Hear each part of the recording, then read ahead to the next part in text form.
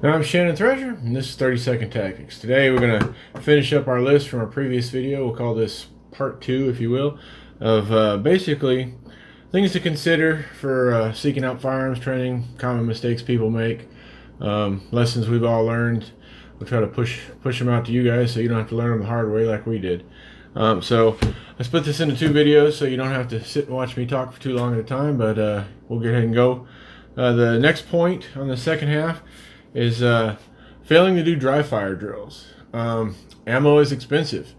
Depending on what caliber, when you're getting it, whether you're in the middle of a riot or a panic buy or whatever, 10, 15, 20, 25, $30 a box of ammo. For depending on the kind of shooting you do, that might be 10 minutes of shooting. So that's a lot of money to most people. It is to me. So dry fire practice is a great way to get training without spending the ammo money. And it's more, when I say dry fire, of course, that's, if you don't know what that term means, it means firing the gun empty to, practice the grip and the trigger and everything. But it's much more than just actually the firing. When I say dry fire practice, I basically mean all your tactics and techniques practice without the actual bang. So that means if you're carrying concealed, that means, make sure you have a safe, cleared weapon and you're doing it in a safe area. Wherever that might be for you, whether it's your living room or wherever, and practicing that draw stroke from concealment, from what you wear. If you normally wear a polo, then practice in a polo, or practice in a polo some, and a t-shirt some, and whatever, however if you carry in the winter and you got a big heavy jacket, practice in your house with a big heavy jacket, and run those draw strokes, over and over and over again. Even consider videoing yourself. You can see it's if someone as sharp as me can figure out how to videotape myself, I'm sure you guys can figure it out. Videotape yourself and watch those videos, and you'll see, the small things you're doing wrong, or not necessarily wrong, but inefficient versus another way that's more efficient. So, practice those draw strokes, practice holstering, unholstering, working the slide, doing mag changes, all that you can practice without actually firing. And of course, it will include, the actual dry firing too. Okay, so I beat that horse enough. The next point's kind of going to sound like it's contradictory to the previous point, and that is doing too much repetition. If you, whether on your own or when you go, this video is mainly talking about, paying someone to teach you. If you go to a class and, half that class or 75% of that class is working the same drill over and over and over again, that might tell you something. That might be what this instructor's good at, and he's not good at much else. Well, of course, we don't know how that gunfight's going to happen. If we did, we could practice for just that thing, or even better yet, we could just not leave the house that day and avoid that gunfight, right? So even in your own training, especially, it's why it's important to seek out other instructors, because when you go on your own, you're going to practice what you're good at. It's common nature. You don't want to go there and feel bad and leave thinking, oh, I never hit the target all day long, or I never hit that timing I was, that par score I was working for. So we tend to practice what we're good at, which is fine. That's how you maintain your skills, by practicing stuff you're already good at. But you also got to get out of your comfort zone, get out of your wheelhouse, whatever expression you like. So, make sure you're doing other things. If you always draw standing up facing the target from concealment and do that one shot in under 1.5 seconds, that's great. And it's always at 7 yards, and it's always at, a silhouette target. That's a great skill to have. But think of all the million other ways that gunfight might go down. So make sure you're practicing other things. It goes back to the dry fire. It's much easier at the house doing dry fire practice to be sitting on your couch or sitting at your kitchen table and practice, a draw stroke from a sitting position instead of a standing position. Practice where you're 90 degrees off from the target, not just facing it forward. Practice movements. Practice different drills. One drill might be a mag dump, one drill might be one round. If you think about that, take your average cop gun or concealment gun. Let's say you have a Glock 19, very common concealment gun. So you got 15 shots. Well, you can do 15 live fire iterations of a quick draw, a quick presentation, and a quick good first shot, right? You can do that 15 times in a row with one magazine. But if that's all you do, and you fire that one round and that doesn't solve the problem, then you got that training scar. So sometimes you might want to do where you draw and fire all 15 rounds. Now, of course, that gets expensive fast, but again, it's worth it for the training return you get on it. But again, I won't beat that one up, but just practice different stuff. And if you go to an instructor and you pay good money and they're teaching you the same drill for half the day, 3/4 of the day or something, that's an instructor I probably wouldn't go back to. All right, next point, again, kind of ties into the other one. And what I have here is believing that square ranges and paper targets prepare you for a lethal force encounter. Do we have to be good with our handguns? Of course. Do we have to be skilled at manipulating them, drawing them, firing accurately, reloading them, clearing malfunctions? All that stuff's important, and all that stuff can be trained on a square range with paper targets. But one thing I can tell you about your gunfight is you will not be standing on a square range shooting at paper targets in the middle of a gunfight. You got to mix things up. You got to go different drills. Practice if you can find a way. There's expensive ways and inexpensive ways. Practice with moving targets. If you absolutely can't get a moving target, then you should be moving. If you're moving, shooting a stationary target, it's almost as good as standing still and shooting at a moving target as far as the skills you'll develop. Use 3D targets. Whether that's cardboard boxes that have depth to them that look like targets or silhouette shaped, whether it's the actual fancy targets, mannequins. If you have a beauty supply place or a beautician school in your neighborhood, they're going to be throwing away little mannequin heads every semester because the people cut them. Now they're bald and they have no use for them. Those make good targets, especially for rifle and sniper stuff. We use those pretty regular. But again, get out of the mindset of the bad guy's a piece of paper. Steel targets are good. They give you a good reaction, but they have limitations too. I wouldn't say use all steel targets, but I definitely wouldn't say use all paper targets. Throw old t-shirts over the targets. That gets you in the habit of shooting at what, clothing, what the person's going to be wearing. I mean, you might get attacked by a naked guy. It happens. But generally speaking, you want that mindset where every piece of paper is not a target. But sometimes you got to say, okay, that shirt is a target. Subconsciously, you got to realize. Another thing throwing t-shirts over targets does is it makes you concentrate on your shooting, because on a paper target, if you fire, you see that little hole, if it went left, right, center, whatever, and you adjust on that. Well, in real life, a lot of times you shoot that bad guy, he doesn't go down right away. You're not sure if you missed, if you hit him good, if you hit him in body armor, if you hit him good and he's just not going down, you hit him 5 more times good. And when you're shooting a t-shirt, especially the darker colored t-shirts, and if you're a cop or a self-defense guy, you probably got a closet full of old, ratty, black t-shirts that your wife wishes you would throw out anyway, or your husband, ladies.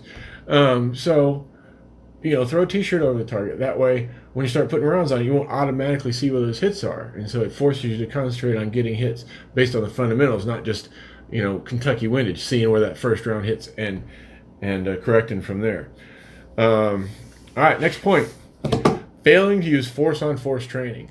Again, kind of building on the last point, force-on-force, which if you don't know, that means basically one human shooting at another human. Obviously not with live ammo in a training scenario. Law enforcement uses simunitions. They're great. They're about the greatest training there is when it comes to force-on-force. But there's drawbacks to that too. The biggest one in law enforcement is expense, budget, time, equipment. You got to wear a mask, you got to wear safety equipment, because those things hurt, and in the wrong spot they could actually, injure you severely. Anyone that's been in law enforcement for a while can tell you a story about that one time that simunition round broke the skin and went in the dude's arm or in the dude's forehead. And I'm not, teaching a class on simunitions, but if you do that, long sleeves, gloves, helmet, proper, not just some little mask, but something specifically designed to stop simunition rounds, and a lot of safety protocols in there too. But again, I'm not trying to teach that. If you can't afford simunitions, or if you're not law enforcement, don't have access to them, that's okay. Go down to Walmart, buy some airsoft guns. Some of them are very simple, very inexpensive. You cock them and shoot one time. Some of them are super fancy. They got the same weight, feel of the gun, gas operated, the slide works, it makes noise. Wherever you're at on your budget, just do the best you can do. Again, with those two, there's safety involved. Not quite the same level of danger as the same ammunition rounds, but each one's different. Again, seek out some advice from somebody who knows. Get the proper training, the proper safety equipment. But there is nothing that prepares you for a gunfight, and all the craziness and million combinations of what can happen in a gunfight is actually having a gunfight. And since we can't go out and pick a gunfight like cowboy days and hope we survive, you have a gunfight with your buddy or your trainer or whatever with ammunition or with airsoft guns. And if you've never done it before, the first time you do it, you'll realize, wow, on the adrenaline dump, wow, on all the things that happened and didn't happen that you were surprised about. The movements and the cover and just everything about it. Definitely seek out some force-on-force training. All right, let me check my notes here. I think I just got one more point. The last point, we'll end this video and let you guys get back to training, is the last mistake I got listed is thinking that all you need is a gun and a holster. Don't get me wrong, especially civilians that are carrying for protection, for self-defense, a gun and a holster, if that's all you got, that's better than going out without the gun. But realistically, whether you're a cop off duty, cop on duty for that matter, or a civilian just exercising their constitutional right to protect themselves, you got to have more than just the gun and somewhere to stick it. At a minimum, I would say you're going to want to carry a spare magazine. Because, like I said earlier, you might get that drill where, boom, you got to mag dump this guy to get him down. And then turns out there's two of them. Well, you're going to need some more ammo. If nothing else, that second magazine will allow you to retreat to your rifle or your home or running the front door of the Walmart if the thing started in the parking lot, whatever. Carry an extra magazine. If you're a revolver guy, and yes, it's okay to carry a revolver for self-defense. This video isn't knocking the pluses and minuses of that. In this day and age, I would generally say, a quality automatic, something like the Glock 19, like I mentioned earlier, is a better choice. But that's not to say, you're going to the beach or the park or whatever, and you're in shorts and a t-shirt, and it's 400 degrees, and all you got is your 5-shot revolver. That's a lot better than not having a gun. But drop a couple speed loaders in the other pocket to help balance your weight anyway. And now you have, a way to stay in the fight or to break contact. Flashlight. Always flashlight. Flashlight. You can't shoot what you can't see. And I don't mean physically, because we could just spray and pray, but legally, you can't shoot if you haven't identified the target, right? If you are in that Walmart parking lot, like I'm talking about, at 2 a.m., walking back to your car, and somebody says, "Give me all your money," and he's standing in a dark corner, you just turn around and light him up, not light him up with a flashlight, but start shooting him, and then turns out he was bluffing, and he didn't have nothing except a meth habit, you're probably going to prison. But you got that flashlight, you can identify, okay, he's got a knife.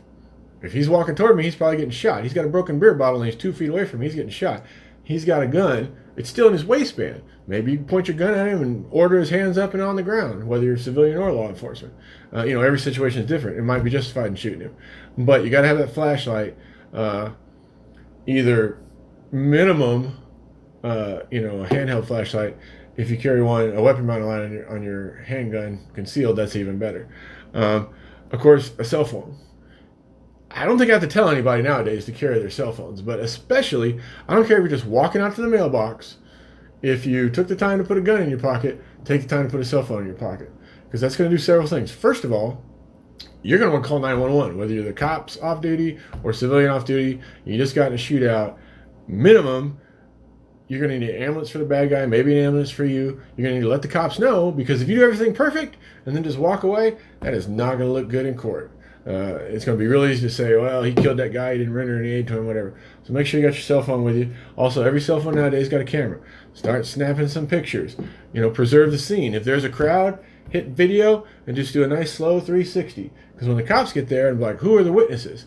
Half of them left, half of them are here, half the people showed up afterwards, but because you guy you shot is their buddy, they're going to start telling lies. So now you're going to be able to show that video and say, look, this is the people that were standing here when this happened, or 10 seconds after this happened.